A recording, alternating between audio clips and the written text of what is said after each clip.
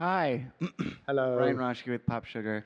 Hi. Um, for this show is obviously about a lot of bleak aspects of society, but we had this bright spot in the season that ended up winning, and I think it's remarkable, for queer depictions of people on screen and for interracial couples and everything like that. And it's like, what did it feel to, be able to put that forward in a show where it kind of seemed like it was a bit out of place almost? Well, it was out of place deliberately in that it was the first episode I wrote for this season, in fact, because I wanted to kind of blow up my preconception of what the show was, and very deliberately, when we were first coming up with the idea, it was originally a heterosexual couple, and then we kind of discussed it, and I threw that out, made it a same-sex couple, and it made the story much more resonant. It made it more interesting. It made it more fun for me to write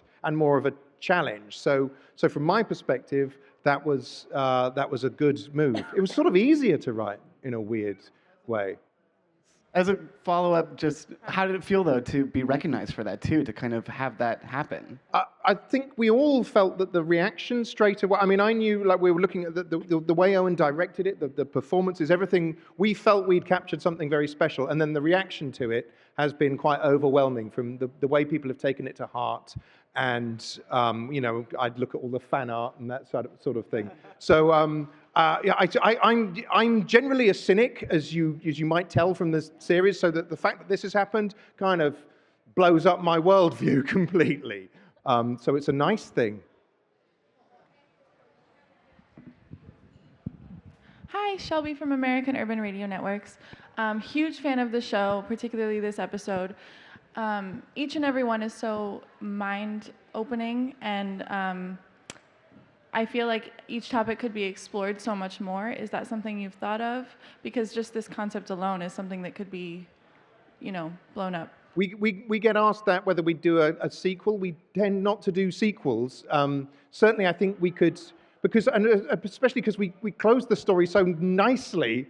I kind of would be very nervous about going in and unpicking it. I mean, sometimes that is one thing where we think we could go back. And there were scenes I cut out of the script. I'd written a scene where Kelly went to a kindergarten, and then you realised later that these were children who were all deceased. But it was such a dark and mournful note to hit. I think it was the right move to cut it out. But you could do a whole episode about that aspect of this world. I think that's just one of the challenges of doing the show. You sort of burn through stuff really quickly. Sorry, I'll keep it light. Hi.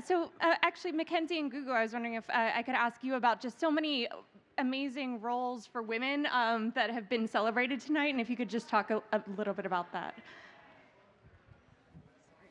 I think it's amazing. I think women are amazing, and I think that I mean, these roles were such a gift. When I read Charlie's script, the dialogue was so, it just sort of pinged off the page. I knew that it was a great script, or I know any script is connecting with me when I start saying the words out loud the first time that I'm reading it, and I was doing that with this. Oh, hi. I think it's incredible, and I'm really happy to see shows like Handmaid's Tale and Big Little Lies and all these female-driven stories out there this year. Yeah, I think also what's so nice about tonight is there's such a wide variety of female characters that are being celebrated. So it's not just this like strong female character, but it's just like women's experiences of relationships and of the world, and just like the attention to their experiences that's being celebrated and rewarded, which is so exciting and rewarding.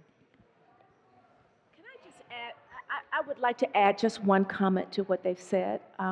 For me personally, being a part of the storytelling, it was first and foremost an honor to play the older version of Gugu, but it also gave credence to the fact that older women are not always given the opportunity. So I think that speaks volumes, not just about Charlie's writing, but the fact that he knew that he wanted to sing the song of what happens when the woman matures and still is vibrant and loving. And so it was a great joy to know that that kind of character also existed on the pages, and I was delighted to play it.